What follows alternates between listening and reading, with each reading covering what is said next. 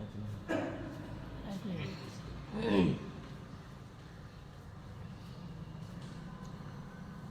لله نحمده ونستعينه ونستغفره ونؤمن به ونتوكل عليه ونعوذ بالله من شرور أنفسنا ومن سيئات أعمالنا من يهده الله فلا مضل له ومن يضلله فلا هادي له وأشهد أن لا إله إلا الله وحده لا شريك له وأشهد أن سيدنا ونبينا وحبيبنا محمدا عبده ورسوله أما بعد فإن خير الحديث كتاب الله وخير الهدي هدي محمد صلى الله عليه وسلم وشر الأمور محدثاتها وكل محدثة بدعة وكل بدعة ضلالة وكل ضلالة في النار. أعوذ بالله من الشيطان الرجيم. بسم الله الرحمن الرحيم. يا أيها الذين آمنوا اتقوا الله حق تقاته ولا تموتن إلا وأنتم مسلمون. يا أيها الناس اتقوا ربكم الذي خلقكم من نفس واحدة وخلق منها زوجها وبث منهما رجالا كثيرا ونساء واتقوا الله الذي تساءلون به والأرحام إن الله كان عليكم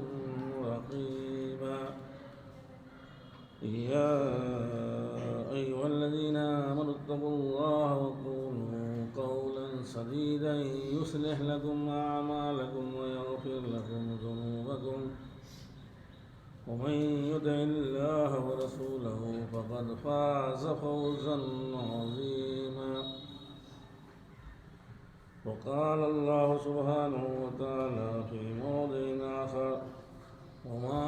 أرسلناك إلا رحمة للعالمين.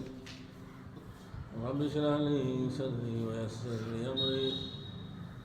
واحلل عقدة من لساني يفقهوا قولي.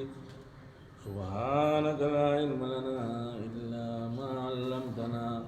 إنك أنت العزيز الحكيم. محترم اساتذہ کرام، عزیز طلباء، جملہ مشارکین جمعہ، ہم لوگ مسلمان جس دین کے پرستار ہیں، اللہ تبارک و تعالی نے اس کو ایک عالمی اور آفاقی مذہب بنایا ہے. دین اسلام دین عالمی ہے، دین انسانی ہے. پوری انسانیت کے لیے یہ دین اللہ نے منتخب کیا ہے، پسند کیا ہے. اس سے مستفید مسلمان ہوتے ہیں، اور جو لوگ بھی اس کے دائرے میں آ چکے ہیں وہ مسلمان کہلاتے ہیں. لیکن اصلاً یہ دین ساری دنیا کے لیے ہے، سارے انسانوں کے لیے ہے. اس پر صرف مسلمانوں کی اجارہ داری نہیں ہے، اور مسلمان ہی دین اسلام کے مخاطب نہیں ہیں. اور نہ دین اللہ تبارک و تعالیٰ نے صرف مسلمانوں کے لیے، چند افراد کے لیے، عرب کے لیے اور قریش کے لیے بھیجا. یہ صحیح ہے کہ نبی اکرم صلی اللہ علیہ وسلم کی بعثت عرب میں ہوئی، اور مسلمانوں کے اوپر، انسانوں کے اوپر بڑا احسان فرمایا اللہ تعالیٰ نے کہ انہی میں سے، انسانوں میں سے، اسی عرب میں سے انہی کے درمیان ایک رسول مبعوث کیا. لیکن یہ بھی حقیقت ہے کہ نبی اکرم صلی اللہ علیہ وسلم کی جو رسالت ہے اور اللہ تبارک و تعالیٰ نے جس دین اور جس پیغام اور جس رسالت کے ساتھ نبی اکرم صلی اللہ علیہ وسلم کو دنیا کے اندر انسانوں کے لیے مبعوث کیا، وہ رسالت کسی خطے کے ساتھ، کسی قوم اور قبیلے کے ساتھ، کسی علاقے کے ساتھ مخصوص نہیں رہی۔ اس کا دائرہ پھیلا ہوا، اللہ تبارک و تعالیٰ نے اسلام کو ساری دنیا کے لیے پسند فرمایا، سارے انسانوں کو اس کا مکلف قرار دیا۔ میرے بھائیوں، اس دین کی بڑی خصوصیت اور بہت اہم خصوصیت یہی ہے کہ ہمارے دین کے اندر نہ افراط ہے، نہ تفریط ہے، نہ غلو ہے، نہ تقصیر ہے۔ یہ عالمی اور آفاقی دین ہے۔ دنیا نے سمجھا ہے کہ یہ اسلام مسلمانوں کے ساتھ خاص ہے، اور مسلمانوں نے بھی دھیرے دھیرے سمجھا کہ یہ بس ہم ہی تک محدود ہے، اس لیے اس کی ساری دعوت اور تبلیغ یہ مسلمانوں تک محدود رہتی ہے، ہو رہی ہے، ہوتی چلی جا رہی ہے۔ مسلمانوں کی ساری کوششیں اسلام کو مسلمانوں تک پہنچانے کی ہیں۔ یہ اسلام جو عالمی مذہب ہے، عالمی دین ہے، جس کو پورے عالم میں برپا کیا جانا چاہیے اور دنیا کے سارے علاقوں تک اس کو پہنچایا جانا چاہیے۔ مسلمانوں نے بھی سمجھا ہے کہ یہ ہمارا کام بس دین کو خود سیکھنا سکھانا، مسلمانوں کو بتانا، ان کو واقف کرانا، یہ دھیرے دھیرے اس کی عالمیت اور اس کی آفاقیت ہمارے ذہنوں سے اور دوسروں کے ذہنوں سے معدوم ہو رہی ہے۔ محترم سامعین کرام، عزیز طلبہ، میں یہی بتانے جا رہا ہوں کہ اللہ تبارک و تعالیٰ نے اس دین کو کیسے آفاقی بنایا ہے، اس کو کا مخاطب ساری دنیا کو کیسے قرار دیا ہے۔ یہ اسلام پورے دنیا کے لیے ہے اور دنیا کے ہر خطے کے لیے ہے، ہر قوم اور قبیلہ کے لیے ہے۔ کسی خاص اس پر کوئی خاص قوم کا کوئی اس پر اجارہ داری نہیں ہے۔ اللہ تعالیٰ نے قرآن کریم میں صحیح ہے کہ بہت ساری جگہوں پر مومنین کا اور مسلمین کا نام لیا ہے، بہت سارے احکام کو بیان کرتے ہوئے یا ایھا الذین آمنوا کہا ہے، مسلمانوں کو مخاطب کیا گیا ہے، لیکن بہت ساری جگہوں پر قرآن کریم کی بہت سارے مقامات پر یا ایھا الناس بھی کہا گیا ہے۔ آپ کو بتائیں کہ انسانیت، ساری انسانیت کے لیے دین یہ مذہب ہے، اس کی سب سے بڑی دلیل یہ ہے کہ اللہ تبارک و تعالیٰ نے قرآن کریم میں 63 مقامات پر انسان کا نام لیا، انسانیت کا نام لیا، انسانوں کا، یا ایھا الناس، انسان کا، ناس کا تو 240 جگہوں پر ذکر آیا ہے۔ الناس کا لفظ 240 جگہوں پر قرآن کریم نے ذکر کیا ہے، اور ساری انسانیت کو یا بنی آدم کہہ کر کے 6 جگہوں پر قرآن کریم نے پکارا ہے۔ 6 جگہوں پر یا بنی آدم، ساری انسانیت کو مخاطب کیا ہے، بنو آدم کو، اور انسان کا 63 جگہوں پر نام لیا ہے، اور یا ایھا الناس، یا الناس کا نام 240 جگہوں پر لیا گیا ہے، اور عالمین کا، العالم کی جمع عالمین، عالمین کا 70 جگہوں پہ قرآن کریم میں نام پایا جاتا ہے۔ میرے بھائیوں، قرآن کریم میں اللہ کے رسول صلی اللہ علیہ وسلم کے اوپر جو سب سے پہلی وحی نازل ہوئی، اقرأ باسم ربک الذی خلق، جو 5 آیتیں، سب سے پہلے 5 آیتیں سورہ علق کی نازل ہوئی اللہ کے رسول صلی اللہ علیہ وسلم کے اوپر، ان 5 آیتوں میں 2 مرتبہ انسان کا ذکر ہے۔ اقرأ باسم ربک الذی خلق، خلق الانسان من علق، اقرأ وربک الاکرم الذی علم بالقلم علم الانسان ما لم یعلم۔ انسان کا مسلمان کا نام نہیں لیا. پہلی وحی کے اندر جو قرآن کی پہلی وحی آئی 5 آیتیں اتری نبی اکرم صلی اللہ علیہ وسلم کے اوپر غار حرا میں، اس میں 2 جگہوں پر، ان 5 آیتوں میں 2 جگہوں پر انسان کا نام لیا گیا، اور اس پوری سورت میں 3 جگہ انسان کا نام ہے. سورہ الگ چھوٹی سی سورہ ہے،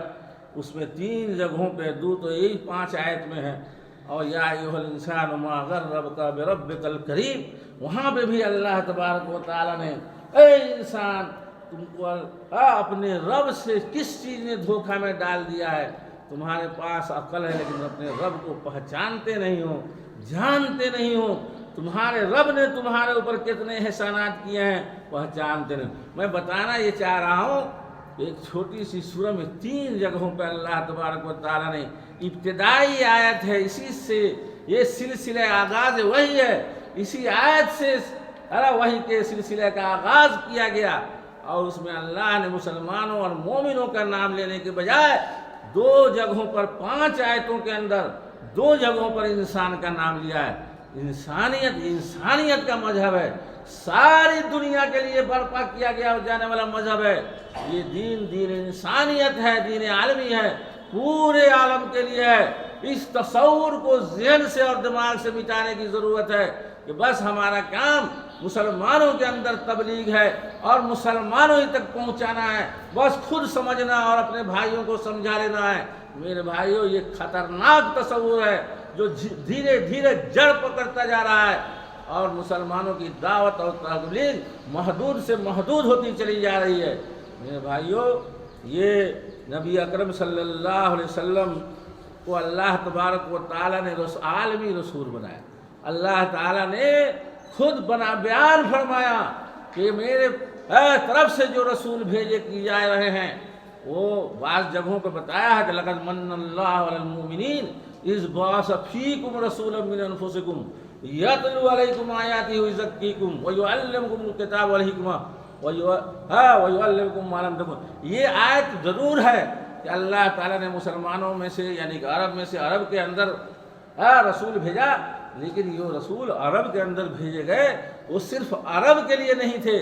بلکہ عالمی طور پر پورے عالم کے لیے رسول بنا کر کے بھیجے گئے تھے. وَلَقَدْ بَعَثْنَا، اللہ تبارک و تعالیٰ وَمَا أَرْسَلْنَاكَ إِلَّا رَحْمَةً لِّلْعَالَمِينَ، کہ اللہ تبارک و تعالیٰ فرماتا ہے کہ اے نبی، ہم نے آپ کو پورے عالم کے لیے رسول بنا کر کے بھیجا ہے. اس آیت کریمہ کے اندر اللہ تبارک و تعالیٰ نے رسول کی رسالت کو عالمی رسالت قرار دیا ہے. آپ کو پورے عالم کا نبی اور رسول بنا قرار دیا گیا ہے. میرے بھائیوں، اور نبی اکرم صلی اللہ علیہ وسلم جو قرآن لے کر کے آئے، جو کتاب لے کر کے آئے، اور اللہ تبارک و تعالیٰ نے آپ کے ذریعے سے اپنا پیغام دنیا کے نام سے جو بھیجا، اور جو پیغام بھیجا ہے وہ پیغام بھی پوری دنیا کے لیے تھا،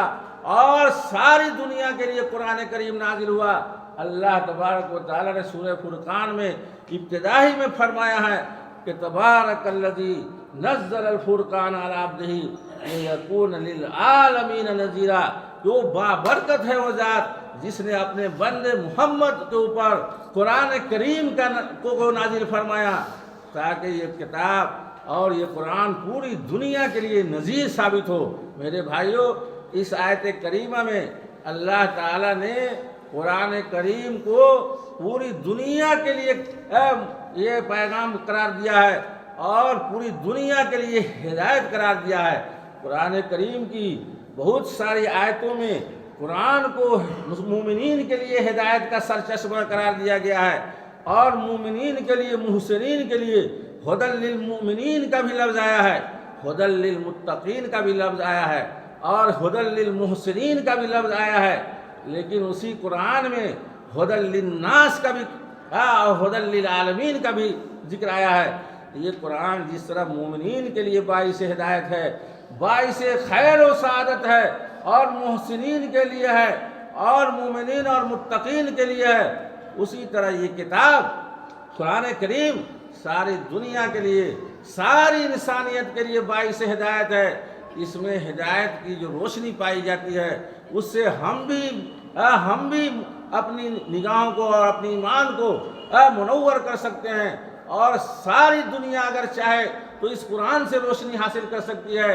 ہدایت حاصل کر سکتی ہے، اور دنیا میں جو تاریکیاں پائی جاتی ہیں ان تاریکیوں سے خود کو اور دوسرے لوگوں کو بھی بچا سکتی ہے۔ میرے بھائیوں، یہ قرآن کی خصوصیت ہے۔ جا بجا قرآن کریم نے ہدی للناس کہا ہے اور ہدی للعالمین کہا ہے۔ اس کا مطلب ہے کہ یہ قرآن بھی عالمی کتاب ہے، نبی اکرم صلی اللہ علیہ وسلم کی رسالت اور آپ کی بعثت بھی عالمی بعثت تھی، پوری دنیا کے لیے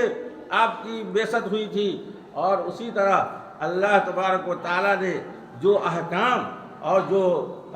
فرائض ہمارے اوپر متعین کیے ہیں، ہر فریضے پر غور کیجئے، یہ انسانیت کی تعمیر کرنے والے فرائض ہیں، انسانیت کی تشکیل کرنے والے ہیں، پوری انسانیت کو بنانے اور سنوارنے والے احکام ہیں۔ جو بھی فرائض اللہ تبارک و تعالیٰ نے ہم لوگوں کے اوپر عائد کیے ہیں، اور جو بھی فرائض ڈالے گئے ہیں، جیسے کہ بڑے بڑے فرائض ہیں، نماز ہے، روزہ ہے، حج ہے، زکوٰۃ ہے، اور اسی طرح کی دوسری عبادات ہیں، سب کے پیچھے جو کارفرما مقاصد ہیں، ان احکام کی مشروعیت کے جو مقاصد قرآن کریم نے بیان کیے ہیں، سب انسانیت کی تکمیل کرنے والے مقاصد ہیں، انسانیت کی تعمیر کرنے والے، بلکہ انسانیت کو معراج عطا کرنے والے مقاصد ہے۔ قرآن کریم نے یہ نماز کے بارے میں جو سب سے اہم ہماری عبادت ہے، ہمارے اوپر عائد ہونے والا سب سے بڑا فریضہ ہے، نماز کی حکمت بتاتے ہوئے اللہ تبارک و تعالیٰ نے فرمایا ہے کہ ان الصلاۃ تنہی عن الفحشاء والمنکر، کہ نماز فحشا سے، فاحشات سے، فواحش سے روکتی ہے، اور جتنے بھی ناپسندیدہ امور ہیں، جتنے بھی محرمات ہیں اور مکروہات ہیں، اور جو انسانیت کے لائق نہیں ہیں، اور جو انسانیت کو بٹا لگانے والے اعمال ہیں، ان سارے اعمال سے نماز روکتی ہے۔ نماز کے مقاصد کو قرآن نے بیان کیا کہ یہ ایسی عبادت ہے، یہ ایسا فریضہ ہے جس کی ادائیگی سے انسان کی روحانیت میں کمال اور جمال پیدا ہوتا ہے، انسان کی عبودیت مکمل ہوتی ہے، اور انسان بنتا ہے اور معراج تک پہنچتا ہے، انسان کی انسانیت کو اس کی تکمیل ہوتی ہے۔ میرے بھائیوں، یہ نماز کے اندر، اور یہ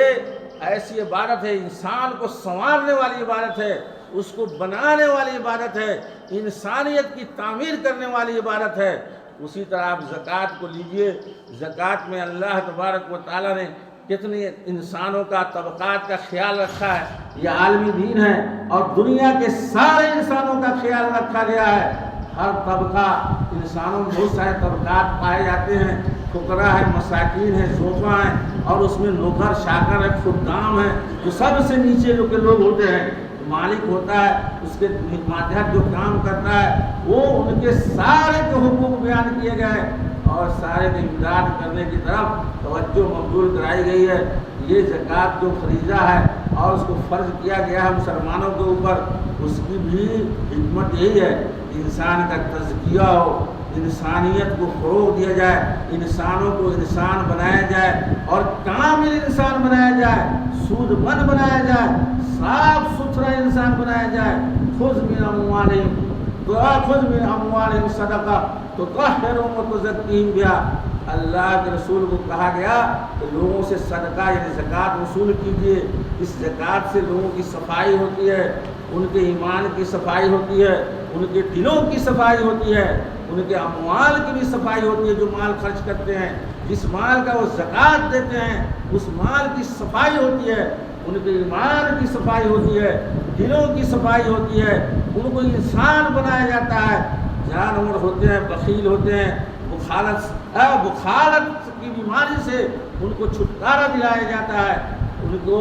صاف ستھرا کیا جاتا ہے، انسانوں مکمل انسان بنایا جاتا ہے۔ میرے بھائیوں، اللہ تبارک و تعالیٰ نے اپنے احکام میں انسانیت کا بڑا خیال رکھا ہے، تاکہ انسانیت جلوہ نما ہو دنیا کے اندر، ہر انسان کامل انسان ہو، تمام خصوصیات اور تمام کرداروں سے مزین انسان بنے، ساری دنیا کے لیے مفید ہو۔ اس لیے اللہ تبارک و تعالیٰ نے زکوٰۃ مشروع کرا دیا، اور اس کے پیچھے یہی مقاصد تھے کہ رذائل اخلاق سے انسانوں کی تطہیر کیا جائے، مذموم صفات سے ان کو بچایا جائے، اچھی صفات کی تخم ریزی کی جائے، ان کو اچھا انسان اور کامیاب انسان، کامیاب فرد معاشرہ کا بنایا جائے۔ میرے بھائیوں، اسی ہی مقصد تھا،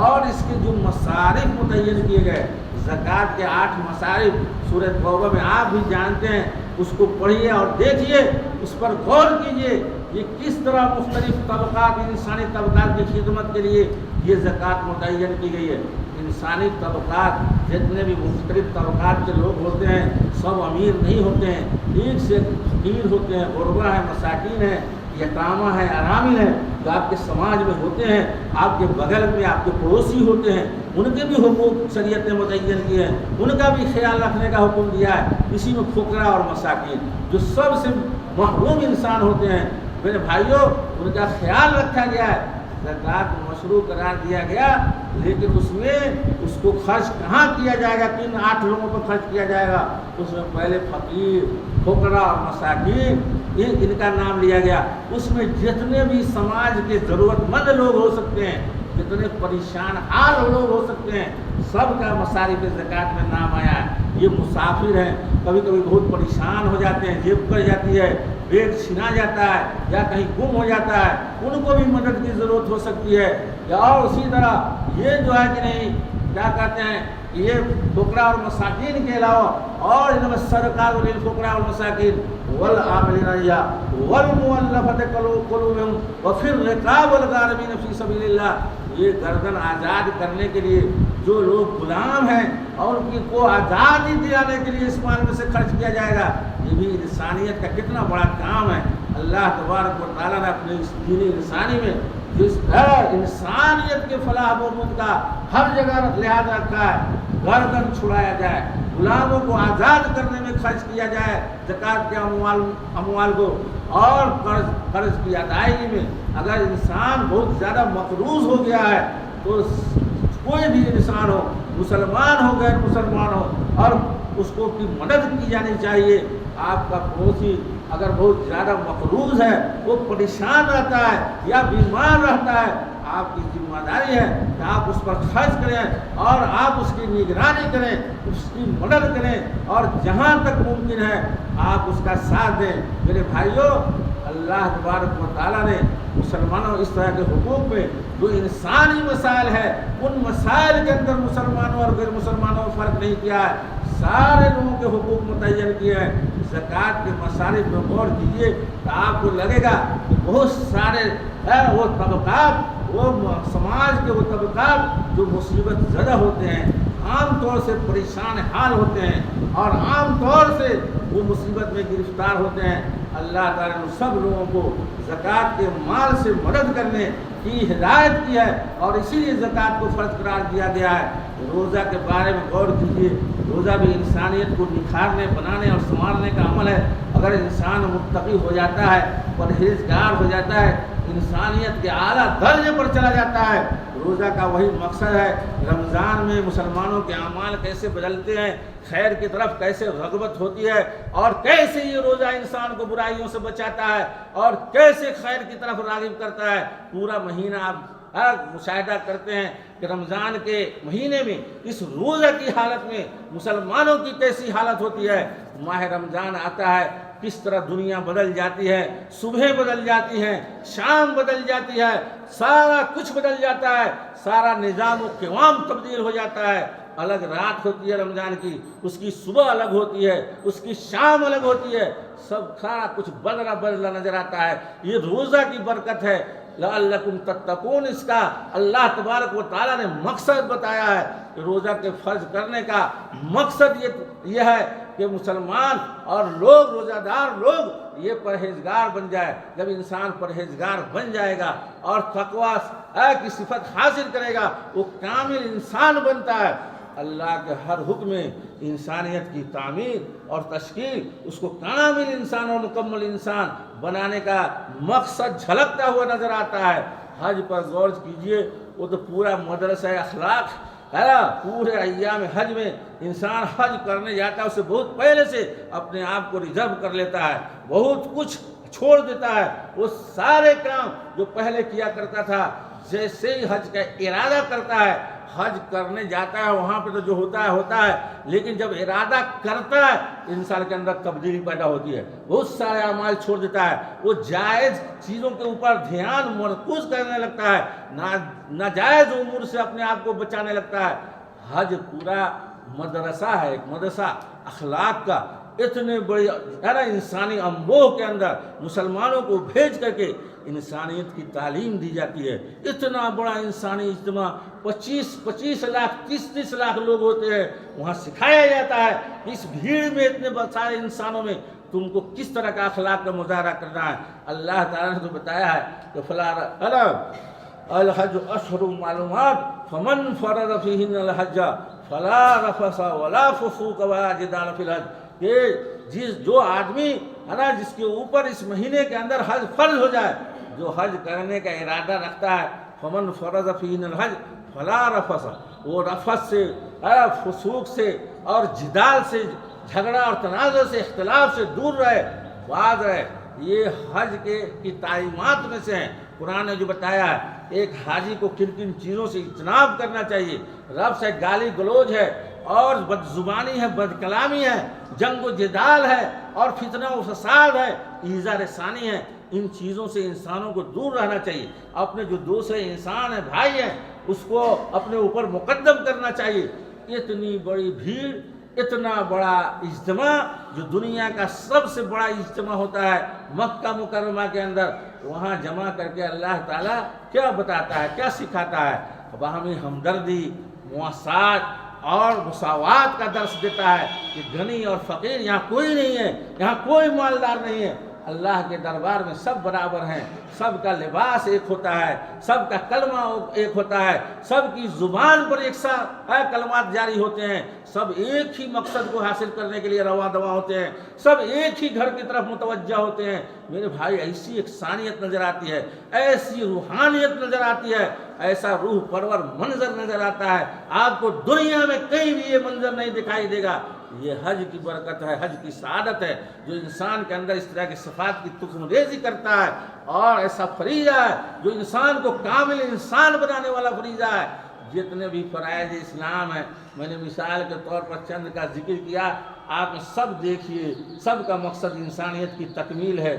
کامل انسان بنانا ہے، پکا مسلمان بنانا ہے۔ پکا مسلمان ہوگا، پورا مکمل انسان ہوگا، وہ معراج انسانیت کو حاصل کر لے گا، انسانیت کے عروج پر چلا جائے گا۔ یہ بڑے انسانیت نواز لوگ جو بڑے دعویٰ کرتے ہیں، انسانیت نوازی کا تو دعوے دار دنیا میں بہت لوگ ہیں، اتنے بڑے بڑے جرائم کرتے ہیں اور ایسے ایسے انسانوں کے ساتھ سلوک کرتے ہیں کہ آپ دیکھ کر کے دنگ رہ جائیے گا۔ یہ مغرب والے جو اپنی انسانیت نوازی کا دم بھرتے ہیں اور ہمیشہ اس کا پرچار پرسار کرتے ہیں، مسلمانوں کو اور اسلام کو ٹارگٹ پر رکھتے ہیں، ہمیشہ نشانہ بناتے ہیں انسانیت نوازی کے لیے اور کامل انسانوں کے لیے، اور انسانوں کے احترام کے تعلق سے مسلمانوں کو، اسلام کو ٹارگٹ کیا جاتا ہے، ہمیشہ ہدف ملابت اور ہدف تنقید بنایا جاتا ہے مسلمانوں کو۔ اسلام یہ انسانیت نوازی سکھاتا ہے، ہر حکم میں آپ کو بتاتا ہے، یہ نماز بھی پڑھنے آتے ہیں تو اپنے بھائیوں کے ساتھ کیسے مل کر آنا ہے،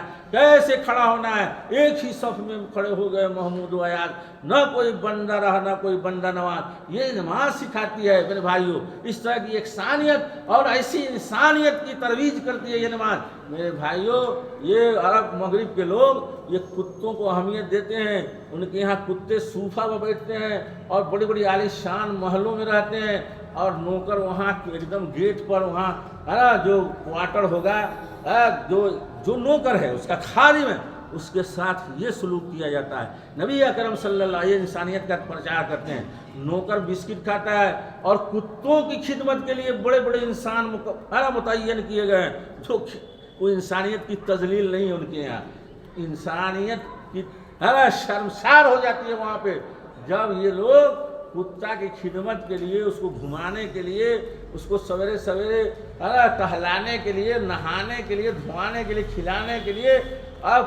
جو تولیہ، جو صابن اور شیمپو کتے استعمال کرتے ہیں انسانوں کو میسر نہیں ہے، اور یہ انسانیت کی اس طرح تذلیل کرتے ہیں۔ کئی نوکر کتا کی حفاظت کے لیے اور اس کی صیانت کے لیے رکھے جاتے ہیں۔ وہاں انسانیت شرمسار نہیں ہوتی ہے. یہ بڑا کام کرتے ہیں, اپنی گاڑی پر کتوں کو بٹھائیں گے, لیکن اچھے خاصے انسان کو بھی, نوکر کو تو چھوڑ دیجئے, مزدور طبقہ کو چھوڑ دیجئے, یہ کسی اچھے بھلے انسان کو بھی لفٹ نہیں دیں گے, لفٹ نہیں دیتے ہیں اپنی گاڑی پر, لیکن کتا کو اپنی گودی میں بٹھاتے ہیں, اپنے بچھونا پر سلاتے ہیں, اپنا نرم گداز بستر دیتے ہیں, تکیہ دیتے ہیں سونے کے لیے, بیٹھنے کے. کمال, یہ انسانیت ان کی نوازی ہے. اور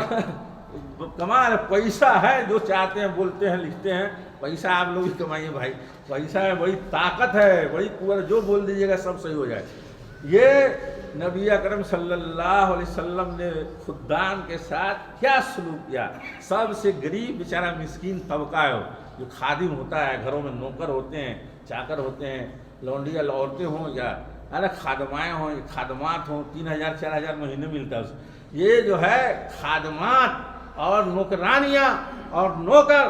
یہ سب جو ہے سب سے نیچے طبقہ کا, سماج کا نیچے اللہ طبقہ. انسان تو ہے, وہ بھی انسان ہے, وہی احترام ہونا چاہیے, اسی طرح کی عزت ملنی چاہیے ان کو, لیکن کہیں نہیں دی جاتی ہے ان کو, اور اس کو حقارت کی نگاہ سے دیکھا جاتا ہے, اور ان کو بلایا بھی جاتا ہے اسی طرح, اسی انداز میں اس کو مخاطب کیا جاتا ہے. نبی اکرم صلی اللہ علیہ وسلم جو معلم انسانیت تھے, جنہوں نے انسانیت کا درس دیا ہے اور انسانوں کو انسان بنایا ہے, جانوروں کو انسان بنایا, نبی اکرم صلی اللہ علیہ وسلم نے اپنے اخلاق کریمانہ سے اور انسانیت کا درس دیا, سکھایا. اس زمانے میں جہاں انسانوں کی کوئی حیثیت نہیں تھی, اس عرب کے بدوؤں کے یہاں, وہاں پہ نبی اکرم صلی اللہ علیہ وسلم نے جو مثالیں دی ہیں, آپ کے خدمت گزاروں میں حضرت انس بن مالک رضی اللہ تعالیٰ عنہ کا نام سر فہرست ہے. بہت سارے صحابہ خدمت آپ کی کیا کرتے تھے, پانی لے جایا کرتے تھے, آپ لیٹرین کرنے جاتے وہاں قضائے حاجت کے لیے تو وہاں تک پہنچتے تھے, پانی بہت سارے لوگ ہوتے تھے, خدام اپنی خوش قسمتی سمجھا کرتے تھے, لیکن مستقل خدمت کا شرف یہ حضرت انس بن مالک رضی اللہ تعالیٰ عنہ کو حاصل ہوا ہے. وہ بیان کرتے ہیں, خدمت النبی صلی اللہ علیہ وسلم 10 سنین فما قال لی اف قط, میں نے 10 سال نبی اکرم صلی اللہ علیہ وسلم کی خدمت کی, کبھی بھی اف نہیں کیا. وما ولا لما فعلتا والا فعلتا, نہ کبھی یہ کہا کہ یہ کام کیوں نہیں کیا یا کیوں کر دیا, یہ کبھی نہیں پوچھا. نبی اکرم صلی اللہ علیہ وسلم, یہ طریقہ تھا, یہ آپ کی انسانیت نوازی تھی, انسانوں سے ایسی محبت تھی, چھوٹے آدمی تھے, چھوٹے سے بچے تھے, اور نوکر تھے, آپ کی خدمت کرتے تھے, کبھی جو ہے کہ نہیں برا اف تک نہیں کیا, ماننے کی تو بات چھوڑیے, اف نہیں کیا. اور نہ کبھی ان سے کہا کہ یہ کام تم نے کیوں کر دیا, یا کبھی یہ نہیں کہا کہ یہ کام کیوں نہیں کی, ہے نا. چھوٹے بچے تھے, بڑے پیارے تھے, نبی اکرم صلی اللہ علیہ وسلم بچوں سے بڑا پیار کرتے تھے, اور اپنے اپنے بال بچوں سے بھی بڑے پیار کرتے تھے, اور وہ بھی ایک انسان ہی ہے, پیار ہونا چاہیے اپنے بچوں سے, گھر کے لوگوں سے. حضرت ام المومنین عائشہ رضی اللہ تعالیٰ عنہ فرماتی ہیں کہ نبی اکرم صلی اللہ علیہ وسلم نے کبھی کسی کو نہیں مارا. ما ضرب رسول اللہ صلی اللہ علیہ وسلم شیئا بیدہ, نبی اکرم صلی اللہ علیہ وسلم نے اپنے ہاتھ سے